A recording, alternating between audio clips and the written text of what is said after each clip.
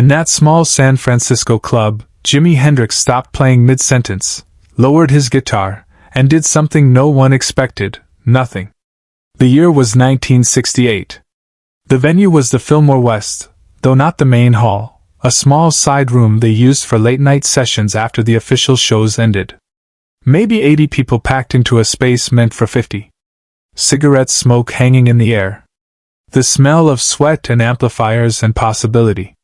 Hendrix had been playing for maybe 20 minutes. Not a structured set. Just improvisation. The kind of after-hours playing musicians do when the performance is over and the real music begins. His band had packed up an hour ago. This was just Jimi and his Stratocaster, and whoever happened to still be around. He was in the middle of something beautiful. A slow blues progression that seemed to spiral deeper with each repetition. Eyes half closed. That slight swaying motion he had when he was truly inside the music. The guitar singing in his hands, not screaming, not performing, just speaking. And then, without warning, he stopped. Not a dramatic finish. Not a final chord. He simply stopped playing mid-phrase, the last note hanging in the air incomplete, waiting for a resolution that never came. The guitar lowered slowly to his side, still plugged in, still humming with quiet feedback. Hendrix stood there in the dim stage light, perfectly still, looking at something no one else could see. The room held its breath. Hendrix didn't raise his voice. He never needed to. To understand what happened next, you need to understand who else was in that room. Most of the crowd had filtered out after the main show. But about 20 people remained, musicians mostly, drawn to these legendary after-hours sessions where Hendrix would play until sunrise if the mood struck him. Among them was a young guitarist named Marcus Webb. Marcus was 22 years old. Technically brilliant.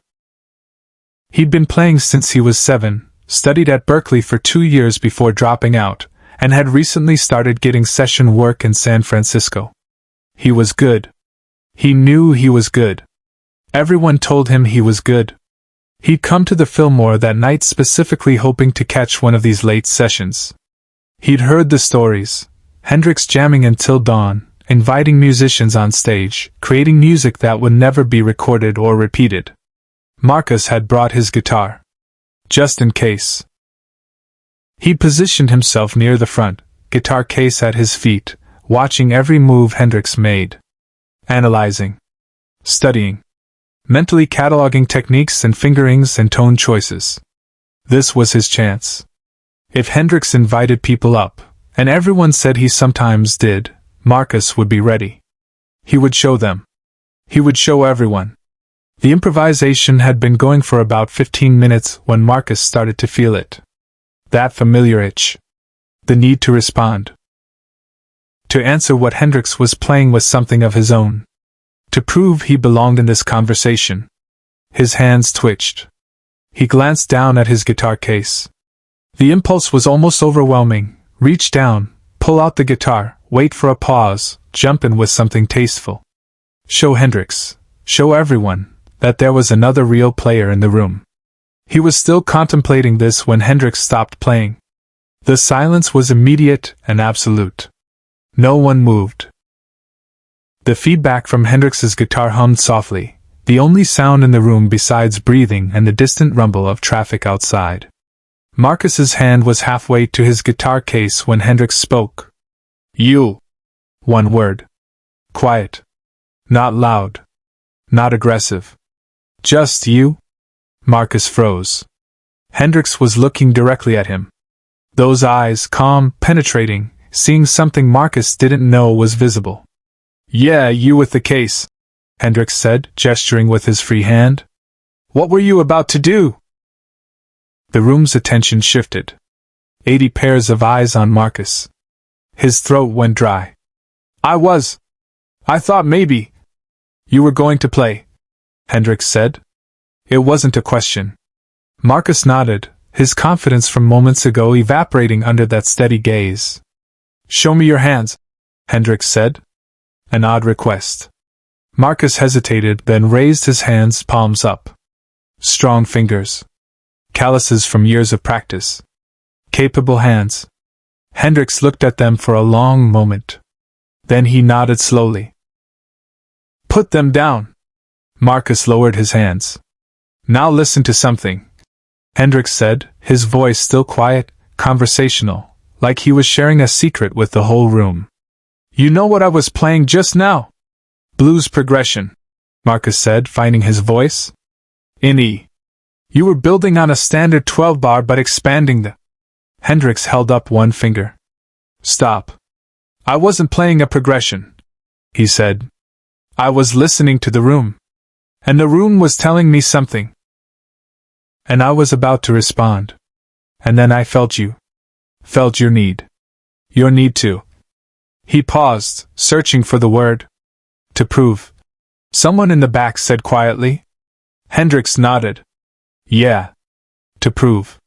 He looked back at Marcus. "That need? That thing that was making your hand reach for your case? That's the thing that stops you from ever really hearing." The words landed like physical objects. Marcus felt something crack inside his chest. "I stopped playing," Hendrix continued, "because I could feel that need filling up the room, taking up all the space. And there was no room left for the music." He stepped to the edge of the small stage, still holding his guitar loosely, letting it hang silent. "You're a good player," Hendrix said. "I can tell. Probably real good. But that doesn't matter right now. What matters is, can you listen? Really listen? Not to prove you understand. Not to find your way in. Just listen?" Marcus felt like the floor was tilting. Everything he built his identity on, his technical skill, his knowledge, his readiness, suddenly seemed beside the point. "I don't—" Marcus started, then stopped. "I know," Hendrix said gently. "Most people don't. That's okay. But that's why I stopped. Because the real question isn't when can I play? The real question is, what is the silence saying? Subscribe and leave a comment, because the meaning of this moment is still unfolding." Hendrix sat down on the edge of the stage, right there, his guitar across his lap. He wasn't performing anymore. He was just a person talking to another person, with 80 witnesses. "You want to know something?" Hendrix said, looking at Marcus but speaking to the room. "The first time I really played, I wasn't touching my guitar." A few people in the crowd shifted, confused. Hendrix smiled slightly. "I was maybe 14. In Seattle. Watching this old blues player at a dive bar my friend snuck me into. And he was playing, and I was just gone. Completely inside what he was doing. Not thinking about how he was doing it. Not planning what I would do if I had a guitar. Just completely absorbed." Hendrix's fingers moved absently over the unplugged strings of his Stratocaster, not making sound, just touching. And at some point, the old man stopped playing. Just stopped. Right in the middle of everything. And he looked at me. This skinny kid in the back, and he said, "You hear that?" I didn't know what he meant. There was nothing. He wasn't playing. He said, "That space between the notes. That's where God lives. Everything else is just preparation." The room was absolutely silent. Even the ambient noise seemed to have stopped. "I didn't understand it then," Hendrix said. "Took me years. But that space? That's what I was playing tonight. That's what I'm always playing. The notes are just signposts." Pointing toward the silence. He looked back at Marcus.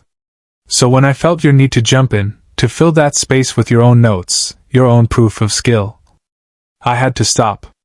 Because you were about to cover up the thing that matters most." Marcus felt tears on his face and didn't remember starting to cry. "I'm sorry," he said, voice cracking. "Don't be sorry," Hendrix said. "Just listen now. Really listen."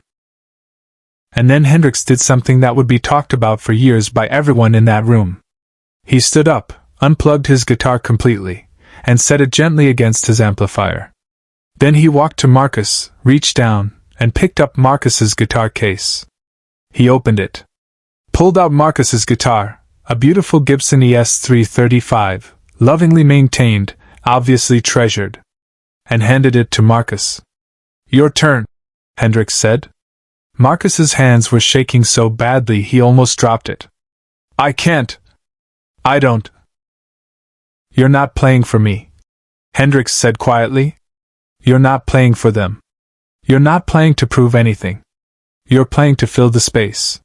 The space that's asking to be filled. You feel it?" Marcus closed his eyes. And for the first time in his life, instead of thinking about music, instead of analyzing or planning or preparing, he listened. He heard the room breathing. Heard the hum of the still-powered amplifiers. Heard the traffic outside. Heard his own heartbeat. And underneath all of it, he heard something else. A rhythm. A feeling. A question the silence was asking. His fingers found the strings. In that quiet moment, Hendrix did something no one expected. What Marcus played wasn't technically impressive. It wasn't fast or complex. It was just 3 notes. Repeated. Simple. Almost childlike. But it was perfect. It was exactly what the silence needed. Not an answer. Not a statement. Just a gentle response. A conversation. Hendrix smiled. A real smile, warm and genuine. "There it is," he said softly. Marcus played those 3 notes, for maybe a minute. Then stopped. The silence that followed felt different now. Not empty. Full. Pregnant with meaning. Someone in the back of the room started clapping. Slow. Reverent. Others joined. Not the explosive applause of performance. Something quieter. Acknowledgement. Respect. Hendrix took his guitar back from the amplifier, plugged it in, and joined Marcus. Not taking over. Not showing off. Just adding one voice to another. Together they played for another 20 minutes. Simple. Spacious. Every note breathing. When it ended, when it naturally dissolved into silence, Hendrix set down his guitar and looked at Marcus. "Keep that," he said, gesturing to the Gibson. "Keep playing. But remember, the music isn't in your hands. It's in the space between. Your job is just to honor it." What followed stayed with everyone in the room, long after the last note faded.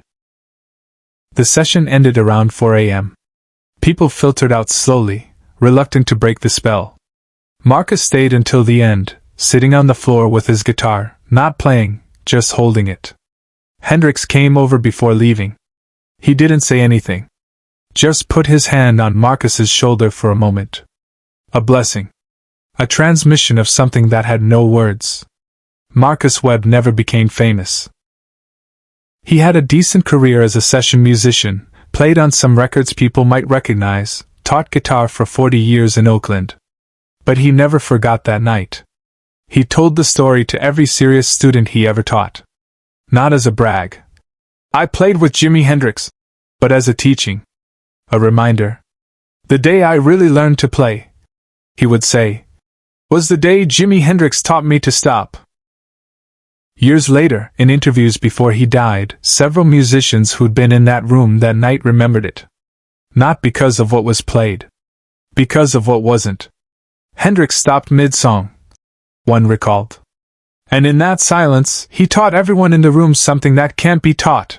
That mastery isn't about filling every space. It's about knowing which spaces are already full.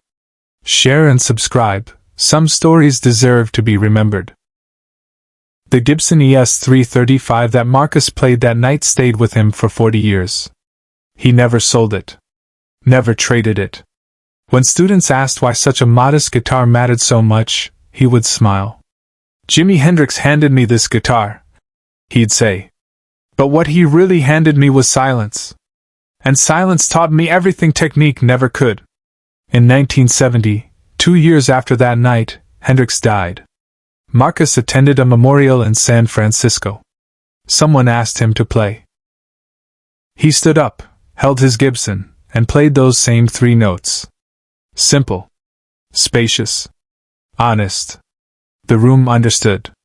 Decades later, Marcus donated the guitar to the Rock and Roll Hall of Fame with one request: Place it next to Hendrix's Stratocaster with a small plaque reading, "The space between the notes, where God lives." The lesson wasn't about playing. It was about listening. About ego dissolving in service of something larger. About the courage to stop when stopping is the most powerful thing you can do. Hendrix knew, real mastery doesn't announce itself. It creates space for others to discover their own.